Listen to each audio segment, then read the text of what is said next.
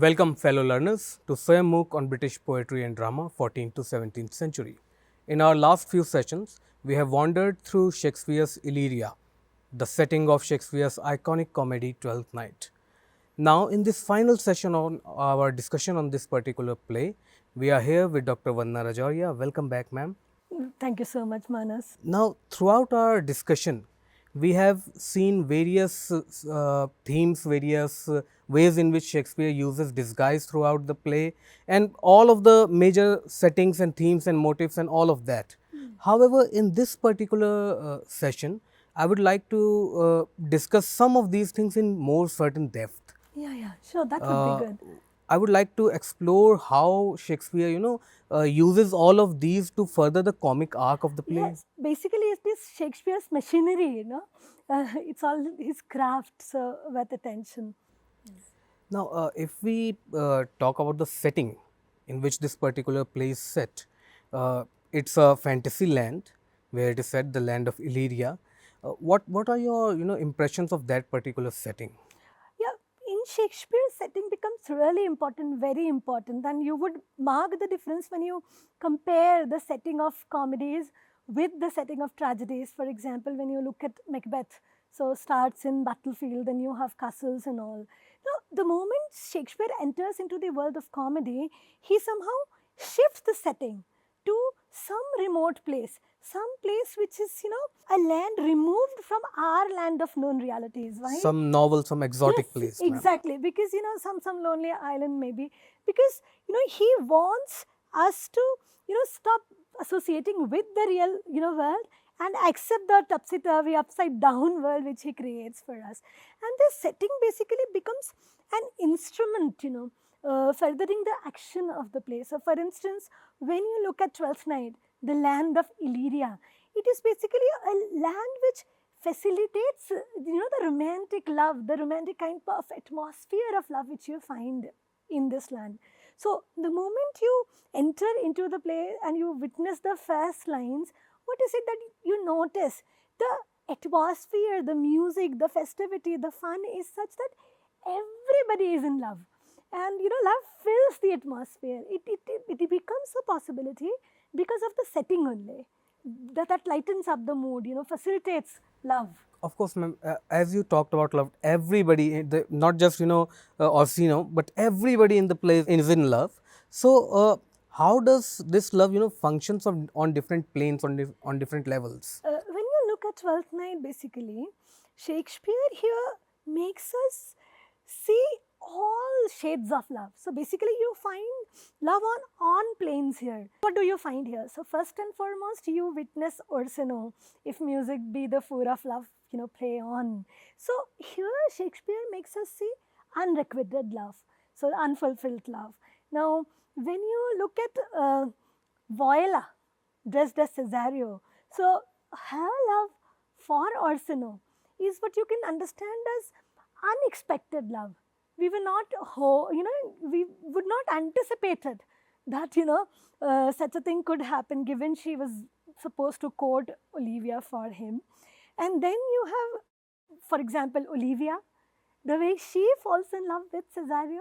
So, it's romantic love which awakens, by gradual fascination. Then, when you look at Sir Andrew, right? Yes. Sir Andrew's love for Olivia. So, there you find ambition. No, it is ambitious love. The way he is hoping to, get hand of Olivia. Now, when you look at Malvolio, his hopes of love and marriage in life, that yellow stockings and everything. So, what Shakespeare makes us see is comic love. So, love, the way you find in all shades and shapes in this life, somehow Shakespeare very beautifully makes us see. So, in the scene, in the setting, all the characters, when you want to sum up Twelfth Night, it is love in the air. Basically, even melancholy love you have here. There are a lot of different types of love here. One particular character that I would, like to explore further in this particular regard is Olivia. Her love for, Cesario. Yes. Because the love there is for something that doesn't actually exist. How would you comment on that? Disguised love, yes, basically. because Olivia falls in love with appearance. So basically she falls in love with Cesario. Now Cesario is actually Viola. So she falls for her appearance, as a man, while she is a woman in the play. And that basically twists it, very beautifully, making us understand that how in life, majority of the times, we basically fall for appearances, right? But then, it's also self-discovery. In case of Olivia, love is self-discovery. I am saying this why? Because she is unaware of this trait in her. So when we meet her, she is so melancholy. She is so scared of entering into relationships, holding, on to any new relationships or accepting responsibility. But somehow Cesario's wit, charm, presentation, words make me willow cabin, make me willow cabin at thy gate. So it somehow moves a chord in her heart so beautifully, romanticizing everything for her. So Olivia definitely becomes a very important shade of love in Schwarzenegger. And ma'am, throughout your explanation of this, what I found is that it is very easy to misinterpret this as Olivia's love for an idea, the idea of Cesario. However, what I think is that she is in love with the embodiment of that idea, that Viola embodies it in Cesario. If that idea was not embodied in that particular way, maybe she wouldn't have fallen with a different, in love with a different Cesario. Very, very beautifully put, very true. So she basically is not in, kind of some superficial love. The wit, the charm, the, presentation, the spirit, it moves her, inward. So what she experiences basically makes her grow, right? Mature, transform. She's reborn basically. And therefore, you just cannot suspend it, that way. So we saw love as a force of evolution here as well. However, throughout the play, be how much love anybody can provide to someone, or how much madly in love they can be, many of the things depend on fate and chance here in the play. What are your comments on fate? Yes, when we look at the world of theatre, fate, destiny, chance, it becomes so important. We have Oedipus, often we meet our destinies on the very roads we take to avoid it. So somehow Shakespeare also could understand that in life we just cannot do everything or make everything happen. There are so many things which are beyond our control, and there are so many knots which we ourselves cannot untie. And therefore, when Viola says, "Oh destiny, this is too tough a knot for me to untie, thou must untie it." So she's voicing something, which is so much life. Shakespeare is Shakespeare because he, somehow presents life on the stage, miniature form, every shade aspect of life. So we see in Twelfth Night that fate, destiny plays a very important role. In fact, everything is in confusion, chaos. We are, as an audience, we are laughing at the characters, but we are also wondering, my goodness, where will it lead us to? Of course, what will finally happen? That suspense is there. Exactly. Sebastian has been saved. So we might anticipate it, but we do not know for sure whether Olivia will accept it or not, right? So the moment Sebastian shows up, so basically in the fight, that duel which resolves everything, gradually. So when Olivia stops Sebastian, she immediately relates to him as if, it is Cesario Of course, only. ma'am, of course. So basically there as audience we feel that yes, there are certain knots which we just cannot help in life, So fate, destiny is something we do need, Of and we course, ma'am. just cannot, deny it. So just like every other piece, of theatre, classical theatre, somehow, however, Shakespeare doesn't honor other classical, traits, features of drama, but then yes, he does realize that fate, destiny is Of course, very and powerful.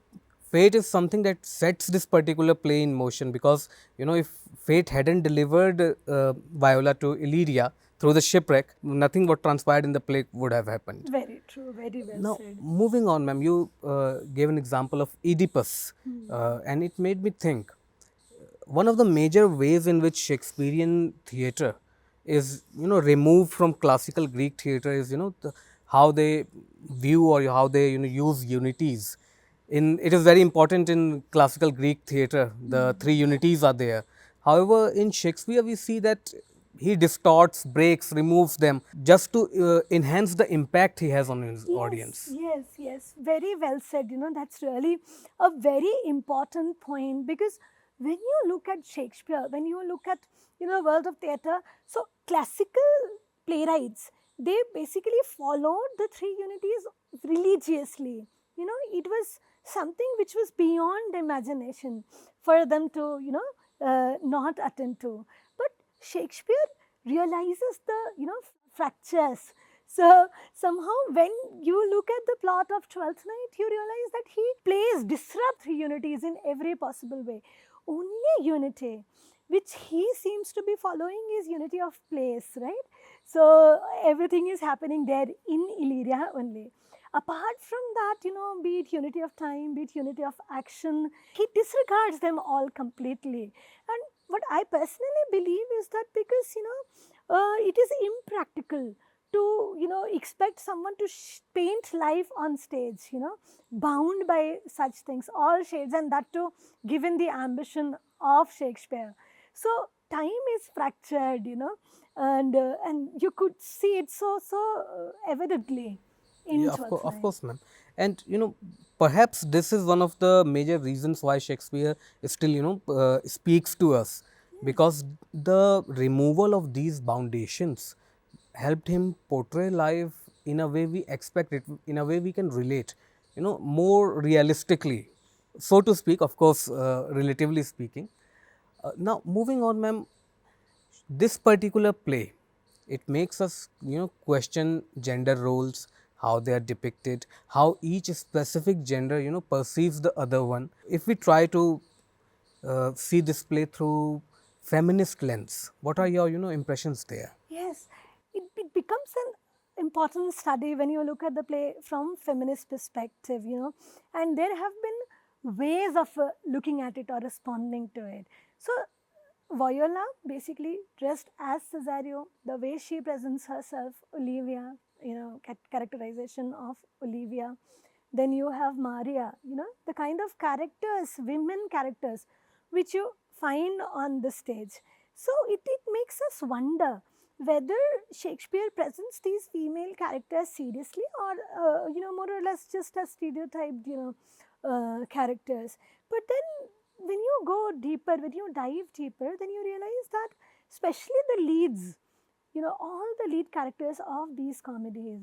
So Shakespeare is making them come out so powerfully and they're so crucial to the development of the plot. So throughout the ages, response to Twelfth Night has been rich and varied. So there are some people who are critical of Shakespeare, who basically look at him with doubt for the presentation of all these women, be it Olivia, be it Maria, be it our Viola dressed as Cesario. So she gets a voice, significant voice, only when she dresses as a man. In fact, all these women characters, except some of the heroines, they get powerful voice when they take that disguise of the men, right?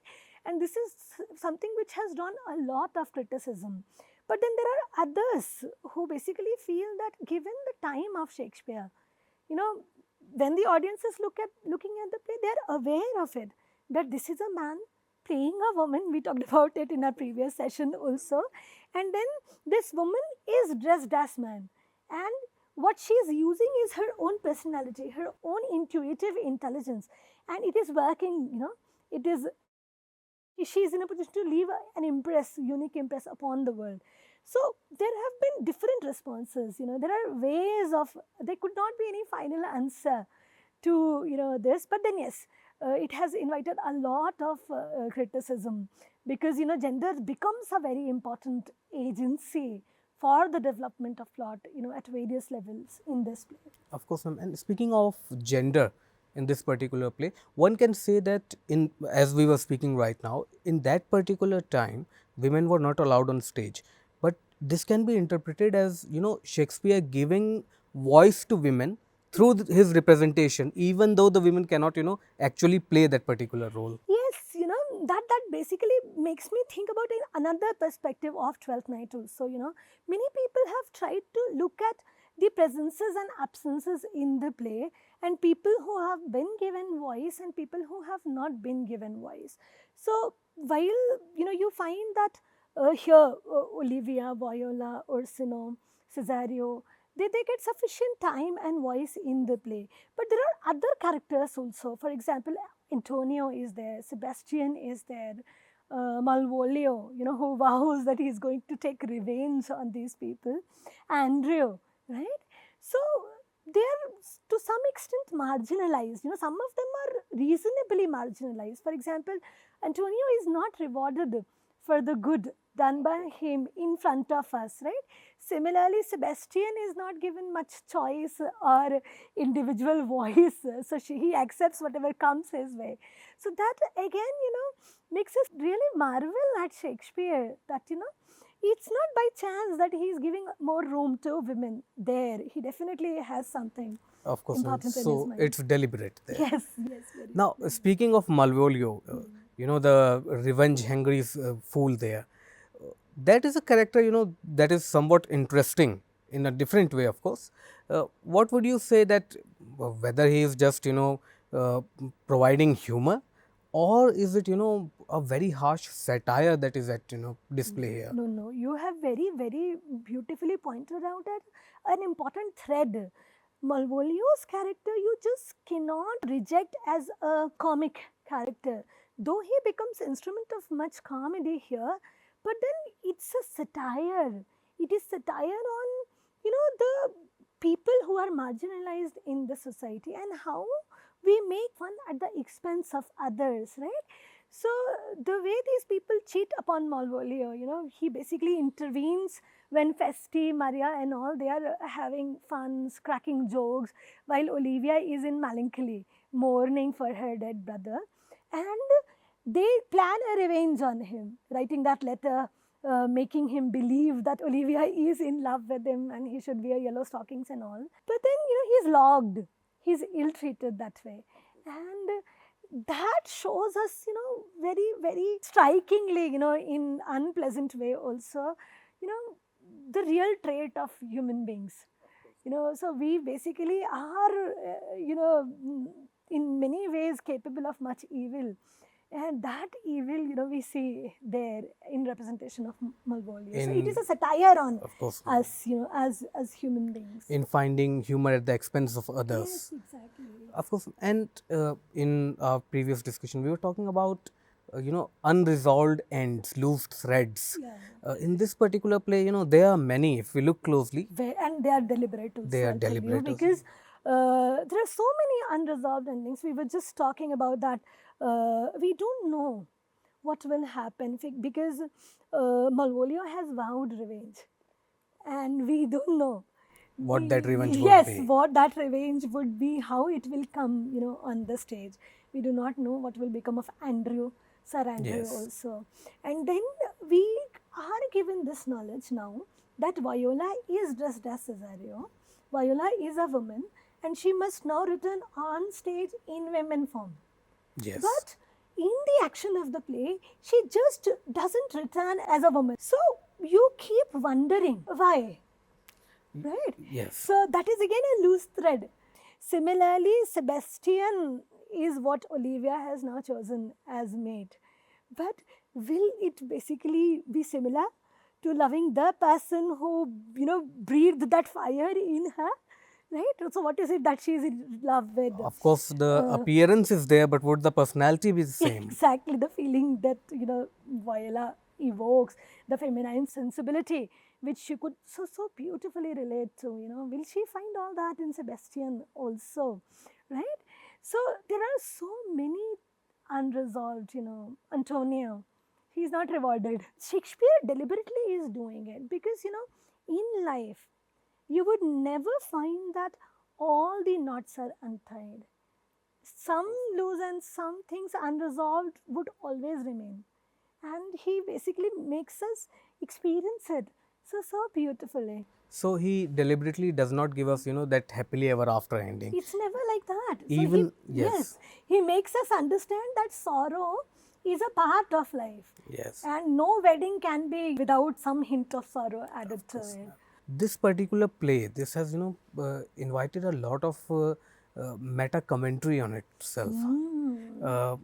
The meta theatre, it is very self-aware. The play is self-aware. Yes, the moment you say meta theatre, basically it is quality of a play to reflect upon the play itself.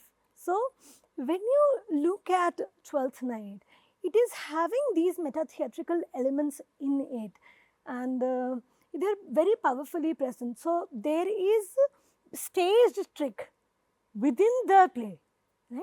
So, the play in itself is staged, and then within the play there is a stage trick, right? So, it is basically theatre within theatre reflecting upon itself. You would find that in classical theatre there is a deliberate attempt at creating illusion of reality. So, nowhere in Oedipus for even a moment you get this acknowledgement that this is a performance, right? But then when you look at the action of Twelfth Night, specifically I'll talk about Twelfth Night here, then there is so much of acknowledgement that this is a performance in front of the audience. So, you find the last lines, of the play. So, what are the last lines telling us?